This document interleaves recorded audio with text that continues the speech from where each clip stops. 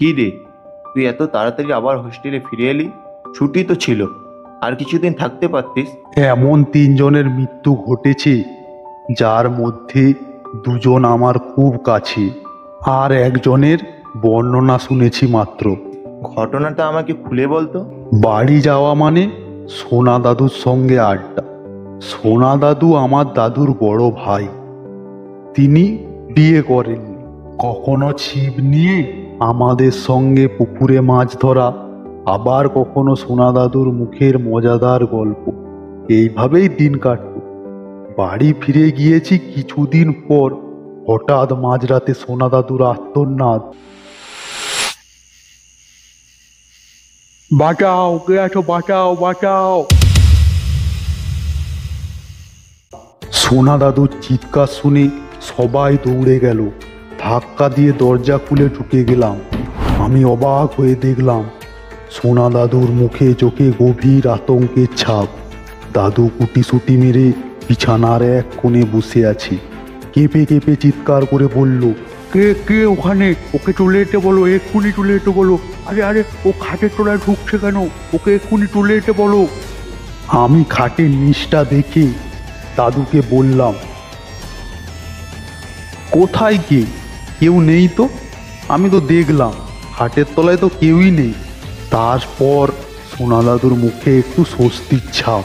তিনি বিছানার ওপর দিয়ে নিচের দিকে দেখে আবার চিৎকার করল, দেখতে পাচ্ছিস না তোরা? ওই তো, আরে ওই তো কিলবিল করে ঘুরছে। যেতে বল ওকে, এক্ষুনি যেতে বল। কিলবিল করে ঘুরছে? তার মানে সোনা দাদু মানুষের কথা বলেননি, সাপ বা বিছের কথা বলেছেন। কিন্তু উনি এটা কিভাবে ভাবলেন যে তাদের চলে যেতে বললে তারা চলে যাবে? তাদেরকে তো মারতে হবে। তারপর আমি টর্চটা নিয়ে আমি আবার বিছানার নিচে দেখলাম।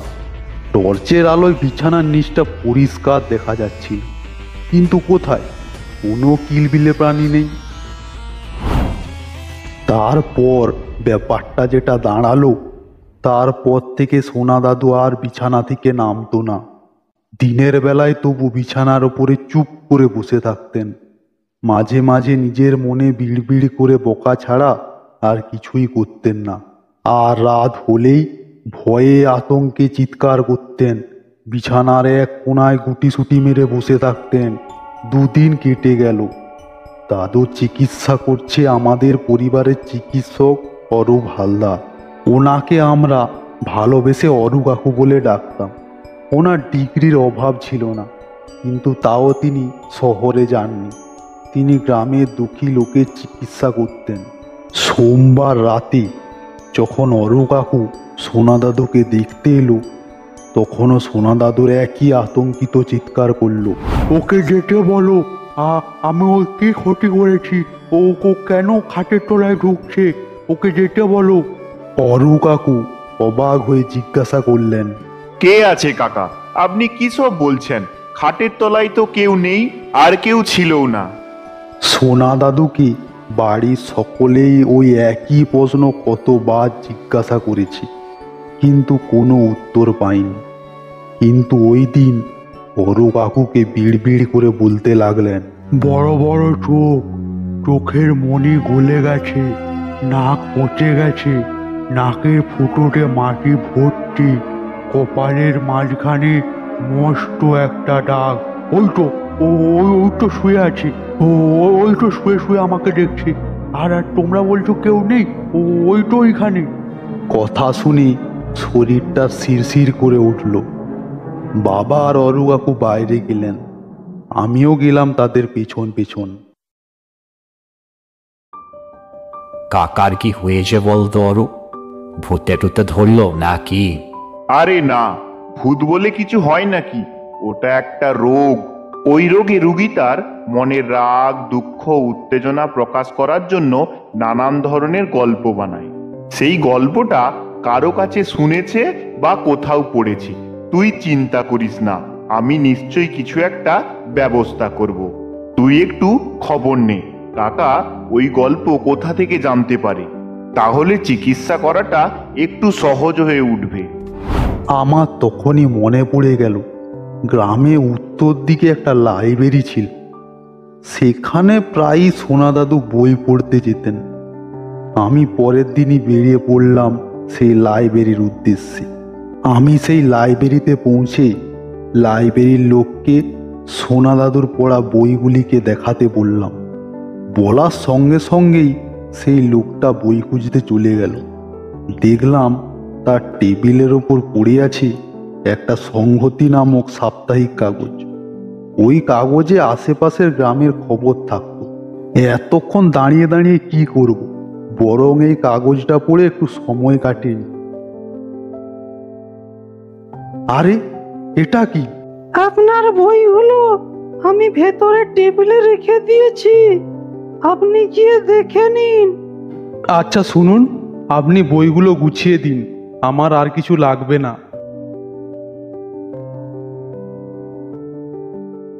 ওই কাগজে আবার কি দেখলি যে লাইব্রেরি ছেড়ে চলে এলি? ওই কাগজের নিচের দিকের খবরটা ছিল ঠিক এরকম: গত বুধবার চণ্ডীপুর গ্রামে সাবির ইসলামকে কবর দেওয়া হয়েছিল। সাবির কয়েকদিন ধরেই এক উন্মাদ রোগে ভুগছিল। শেষে গলায় দড়ি নিয়ে আত্মহত্যা করে। ঠিক ভোরবেলায় কবরের পাহারাদার দেখে সাবিরের কবরটা খোলা, আর কবরে তার লাশটাও নেই। কোথায় উধাও হয়ে গেছে এই বিষয়ে অনেকে অনেক কথা বলেছে, কিন্তু বেশিরভাগই লোকে বলেছে এটা ভৌতিক কাণ্ড। তার কবরের পাশে তার একটা ছবি ছিল। সেই ছবিতে স্পষ্ট দেখা যাচ্ছে তার ঝোলা চোখ, কপালের মাঝে মস্ত কাটা দাগ। কিন্তু একটা আশ্চর্য বিষয়, সেটা আবার কি রে? এই খবরটা সোনা দাদুর পক্ষে পড়া সম্ভব নয়, এমনকি লোকের মুখেও শোনা সম্ভব নয়। কেন? হয়তো তোদের বাড়িতে আলোচনা হচ্ছিল, তখন হয়তো শুনে থাকবে। সেটা হতে পারে না, কারণ হিসেব মতো যেদিন রাত্রে সাবিরের মৃতদেহ কবর থেকে গায়েব হয়েছে, সেই রাত থেকেই সোনা দাদু আতঙ্কে চিৎকার করা শুরু করেছেন। সেই রাত থেকেই দাদু খাটের তলায় সাবিরকে দেখতে পাচ্ছেন।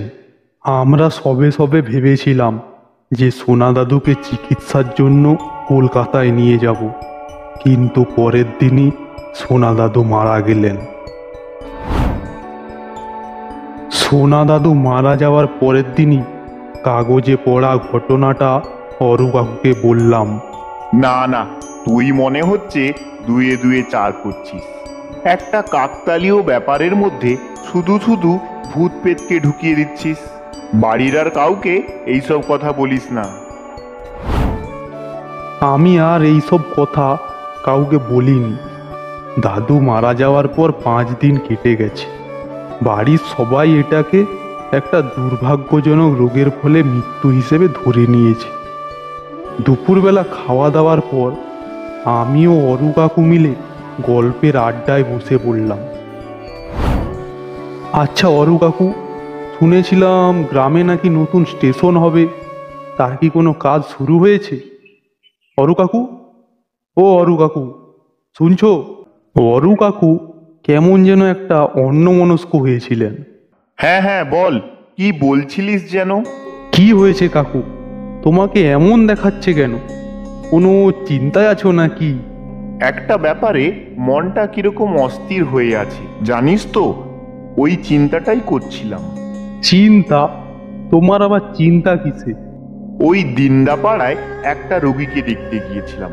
গত 5 দিন ধরে ভুগছিল, আজ মারা গেল। তাকে না বাঁচাতে পারলাম না। একেবারে তোদের সোনা দাদুর মতন কেস। তার মানে? গত 5 দিন ধরে শুতে পারছিল না, সারাদিন ভয়ে কাঁপছিল আর চিৎকার করছে। খাটের তলায় ওটা কি? ওকে চলে যেতে বলো। ও ওই রকম ভাবে আমার দিকে তাকিয়ে আছে কেন? অনেক ঔষধ দিলাম জানিস, কিন্তু কিছুতেই কিছু করতে পারলাম না। আচ্ছা, তুমি কি জিজ্ঞাসা করেছিলে খাটের তলায় ও কাকে দেখতে পাচ্ছে?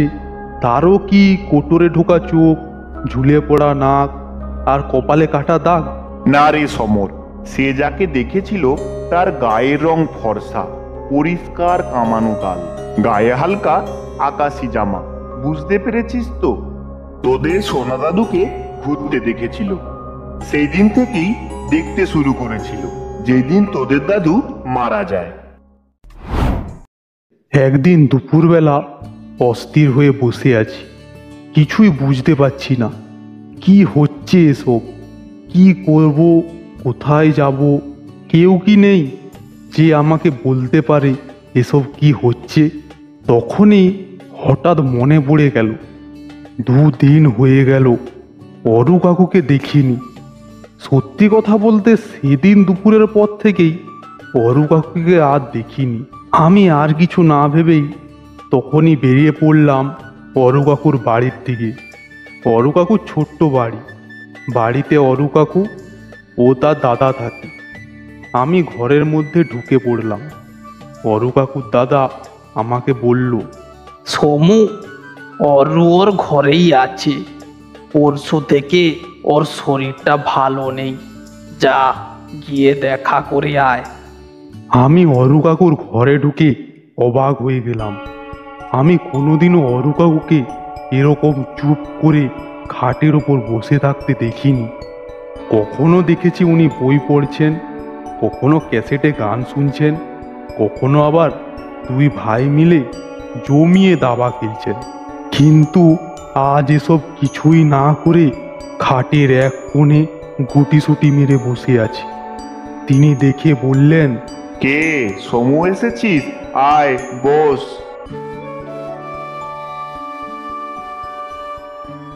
কি জ্বরে ধরলো নাকি? জ্বর নয়। তারপর কেমন যেন পাগলের মতো বলে উঠলেন, আরে ওখানে বসেছিস কেন? তোকে তো বললাম খাটে এসে বস। উঠে আয়, ওখান থেকে উঠে আয় বলছি এখনই। ভয়ে শিগগির চেয়ার ছেড়ে উঠে আসলাম। কেন, কি হয়েছে? আরে খাটের তলায় ও রয়েছে, দিনডা পাড়ার ওই মেয়েটা। যেতে বললেও ও যাচ্ছে না। আরে তুই উঠে আয়, পা তুলে বস। এই মেয়ে, যা যা, এমন করে দেখছিস কেন? যা যা, এবার কিন্তু খাটে আগুন ধরিয়ে দেব, তখন বুঝবি। যা যা, চলে যা। তার এই চিৎকার শুনে তার দাদাও ছুটে এলো। অরু কাকুর চিকিৎসার কোনো অভাব হলো না, কিন্তু তাও তিনি বেশি দিন বাঁচলেন না।